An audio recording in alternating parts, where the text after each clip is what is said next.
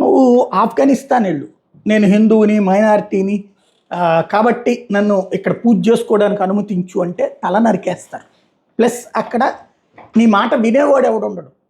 నేను హిందువుని కాబట్టి నేను నా మతాచారాల ప్రకారం నాకు బురకా కానీ ఇది కుదరదంటే కుదరదు వాళ్ళ దగ్గర.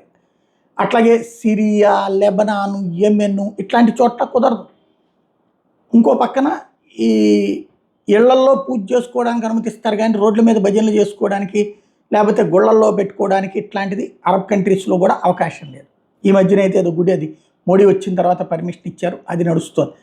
అది పక్కన పెడితే ఇప్పుడు కీలకమైనటువంటి అంశం ఏంటంటే యూరప్ సమాజంలో అంటే ఈ ప్రజాస్వామ్య ఉన్న చోటన మాత్రమే వీళ్ళు హక్కుల గురించి మాట్లాడతారు.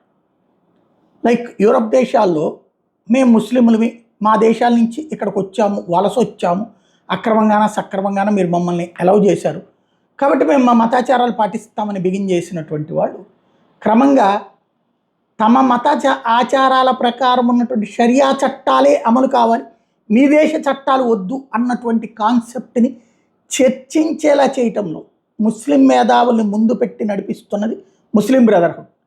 యూరోపియన్ దేశాలు వాళ్ళ ట్రాప్లో పడ్డాయి. ప్రస్తుతం అదే అక్కడ అసంతృప్తికి కారణమవుతుంది.